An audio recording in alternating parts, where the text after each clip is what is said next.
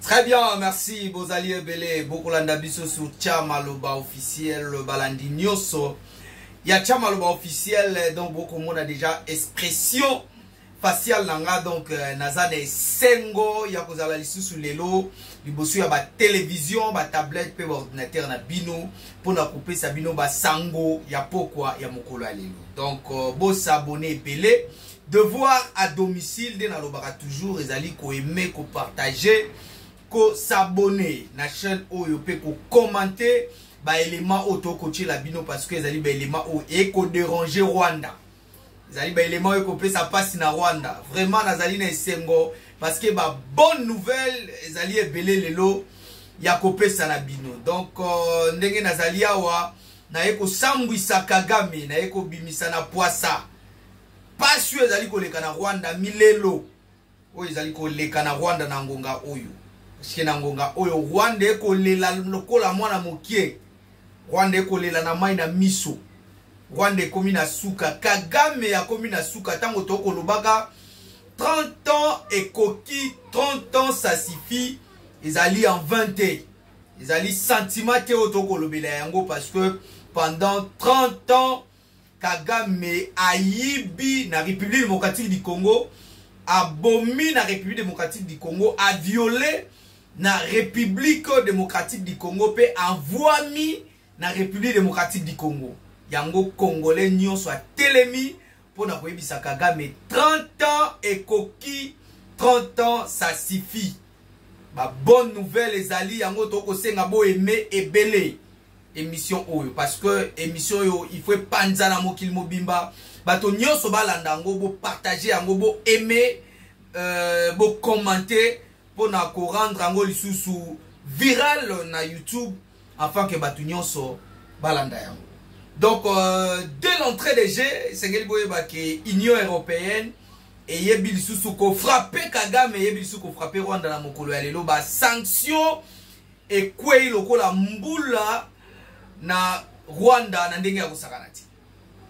Tango toko yebisa bino bitumba oyo Félix Antoine Tshisekedi Tshilombo bakisela ka beton mo kwa ntombolo ndenge bana ya Kisasa basepelaka kobenga ye ezali bitumba oyo to changer yango tactique, to changer yango dimension. To lobaki ete bato ba ko loba ba ko seka ba ko chola ba voyage ya mokonzi ya mboka Félix Antoine Tshisekedi Tshilombo. Zokande ba yeba kite ba voyage wana ezalaki na tina. Lelo yo tokomi ko liambuma ya ba voyage oyo mokonzi ya mboka Félix Antoine Tshisekedi Tshilombo bandaki ko sala. Parce que ba tu ebele ba bandaki ko comprendre te ba ko mona neti mokonzi ya mboka ako sutuke l'avion nzoka ya zali moto yo amata avion déjà na tongo. Donc amata avion na tongo ako ko sutuke l'avion na pouvoir ti. Ezalaki nde abandaki ko zala na ba vision ya mikolozo ya pona avenir ya mboka na biso. Vision na ezalaki mosika par rapport ya ba kongomani ebele. Yango toko pesa nzambe merci ndenge atindela biso Félix Antoine Tshisekedi Tshilombo lokola président de la République. Kongomani ya solo, je pense que nangonga oyo komi ko comprendre qui est le président de la République Félix Antoine Tshisekedi Tshilombo.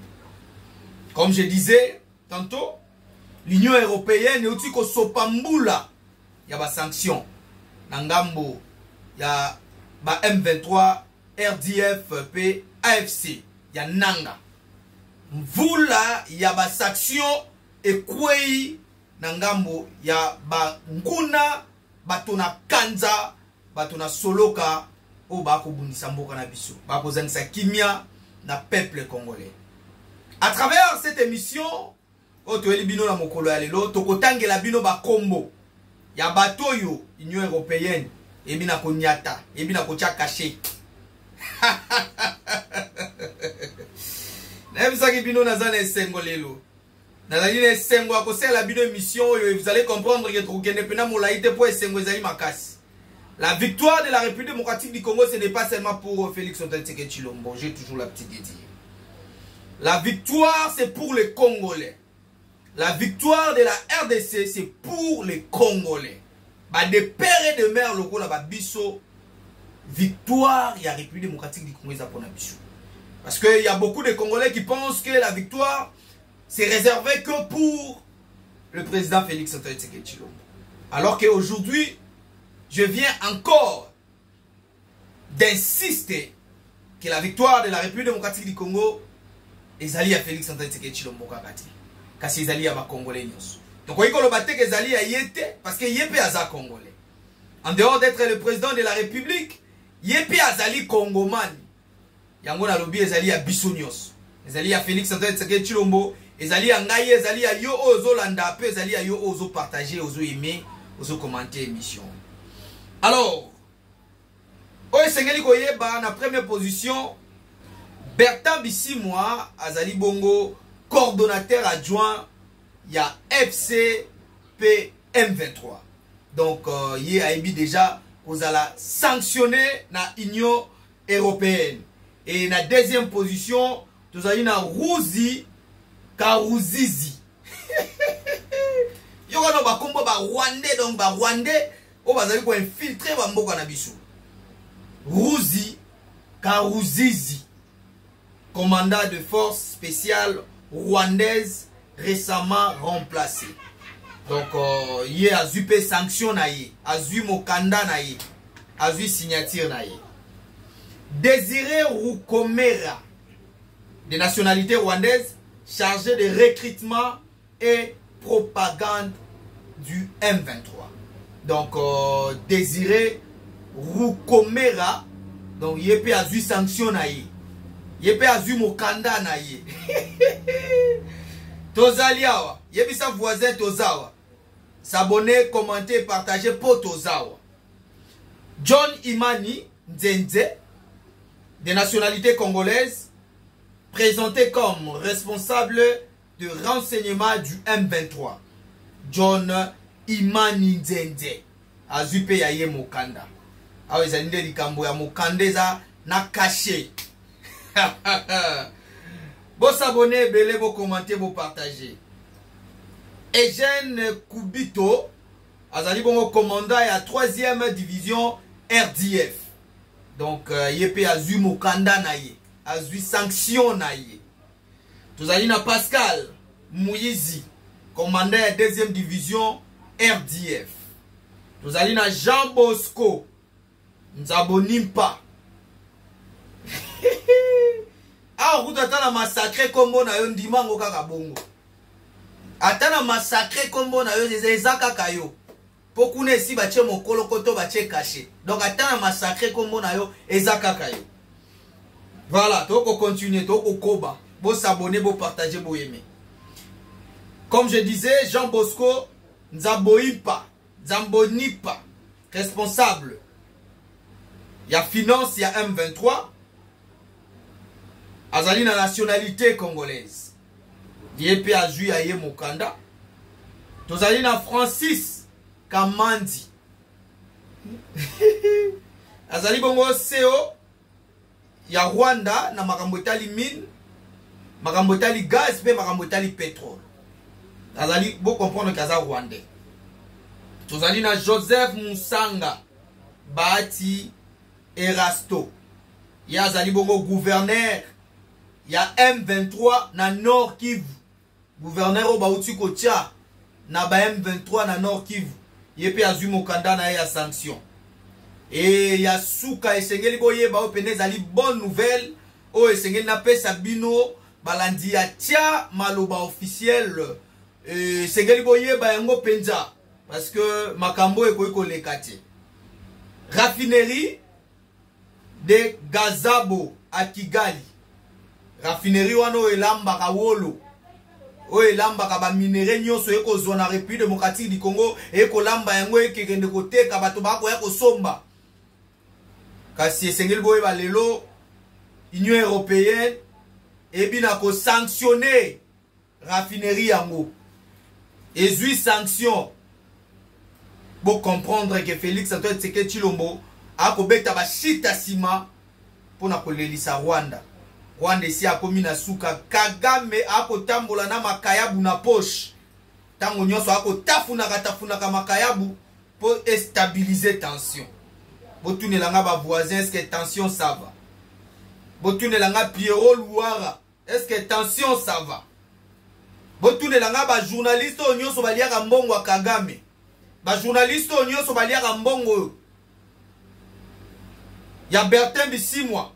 O nyonso baliaka mbongo ya Nanga. Est-ce que tension ça va? Nako tuna bino motuna. Est-ce que tension ça va? Parce que Kongomani nyonso sengela za nesengo gadimu ya zana ona mokolo alelo. Voilà. Dans quelques heures, toko vivre déjà au ezali bongo dialogue entre gouvernement ya Kinshasa na ba M23. Tête à tête. Nani ako représenter République démocratique du Congo, loko la chef d'équipe. Aux mois ba Rimer. Na bengi ango Rimer parce que jusque là communiquer moko to ekotali sanangamba gouvernement. Kasi uta tongo ya lelo ba Rimer ekotambola ete Jean-Pierre Bembanda kozala bongo chef et équipe. Est-ce que c'est vrai? Je pense que dans les heures à venir, Tokoya pour confirmer ce qu'ils allaient information à solo to à l'autre. Mais oui, c'est que baba kombo nyoso to tangi wana Union européenne est sanctionné bango. Ba pesi bango mikanda. Ba pesi bango ba caché. Ba juya bango ba signature. Voilà, et c'est qu'on a biso mukolo lelo yango. Nangamba opposition et c'est que boye ba balandinyo so ya maloba officiel. Oh, bo pesa biso confiance, bo sabona, bo maka, bo partage kapé, bo commentaka. Opposition et panzani. Moto na moto akoloba na langage na ye. Mwana na mwana akobina na lokolo na ye. Mosusu abini na gauche, mosusu abini na droite. Oye sengeli boye ba ete Martin Fayulu, Moïse Katumbi, Delis Esanga, ba komeli président ya Angola, Joël Lorenzo. Na koloba ete biso pe sengeli to participer na dialogue. Makambo eza minene awa. Ba komeli président Joël Lorenzo ke biso pe sengeli to participer na dialogue. Ba kolela. Tia pe mokanda na ba kombo na biso potoya. Ba ko senga na mai na miso. Opposition e panzani. Moïse Katumbi akolela. Abiboni boni obosani biso. Na kati ya deal biso tozate pona bango ba mesani kana ba deal. Est-ce que la République démocratique du Congo kotambola kana bato ba deal? Yango motuna to kotuna. Tebisa ki peuple congolais telema lokola mama Judith Soumino Atuluka wazali bongo premier ministre ya gouvernement ya mboka na biso République démocratique du Congo akosenga na ba kongomani nyoso ba telema. Est-ce que ba leader o biso to ko benga ka ba leader baza vraiment ba vrai leader? Opposition, une partie va aussi bango pe va participer na dialogue. De l'autre côté, Denis Mukwege, Jean-Marc Abound, baboy dialogue. Alors bipona bango bazali contre dialogue. Opposition et panzani. Bakolo ba langage mon côté entre eux. Botune langa lembo lonzwa ya zawapi. Na ako tuna motuna na Alain Bolonjwa. Ye aza kote nini? Est-ce que aza kote ya ba Delis Esanga? Aza kote ya ba Martin Fayulu? To ye aza kote ya Jean-Marc Abound? To ye aza kote ya Mukwege? Alain Bolonjwa. Balandi ya chama lo baba kozi la réponse na yo. Botule langa Pierrot Louara. Alobini ni pona ba sanction. O bande kone bazu. Sengeli boye bake motonyo so ako trahir République démocratique du Congo ako zwape ya yembano. Même Mokanda na Nzambe lobi, c'est lui qui tue par l'épée mourra par l'épée. Otangisi makila ya peuple congolais po somba lopangu. Otangisi makila ya kongomani po tambola na mituka cher. Otangisi makila ya kongomani po la takazaka ya talo. Biso babola tout ça la mission kana ba chemise ba pembe to bakisi moi vers likolo mais pour l'intérêt ya mboka koloba ete faire de ces tous ensemble koloba ete ba waza lendo tous ensemble Alors Totuni Pierrot Louara. Tension, ça va? Botoune Langa Kagame, est-ce que tension, ça va? Nanga, est-ce que tension, ça va? Mesdames, mesdemoiselles et messieurs, c'est par ici que nous bouclons cette édition de séjour. N'oubliez pas de vous abonner massivement, d'aimer, commenter, partager. Parce que cette chaîne, les alliés pour Nabino. Les alliés pour Nakopé Sabino ba info. Ya boye beaucoup qui ko bomba te. Ba sangwa boye ba bomba kangote. Ba sangwa boye sengele tout à motonyoso. Et yo qui samana mato ya motonyoso. Alors n'oubliez pas de partager. N'oubliez pas de commenter, n'oubliez pas d'aimer. Tchama ba like ko ane ko sala biso malamu. Et qu'on permettre que vidéo ou la virale na YouTube. Alors, to pesa na bino rendez-vous na bangongo ekoya parce que actualité za tellement ébélé.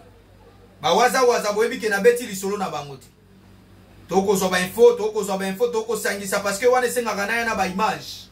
Tango na koloba na ko pesa bino ba image. Boyebi ndenge le kaka. O ayebite à s'abonner parce que ele kaka bongo image toko loba toko pesa ba image. Toko loba toko pesa ba image. Voilà. Tokutana bangongo ekoya.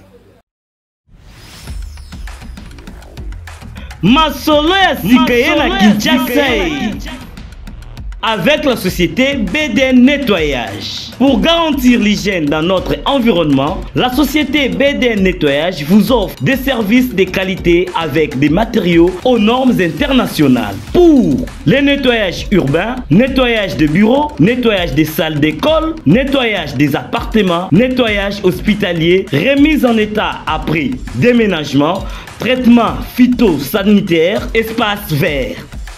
BDN Nettoyage vous offre aussi un service des femmes de ménage expérimenté pour tous vos besoins. Une seule adresse, avenue Révolution, numéro 4, commune de la Gombe.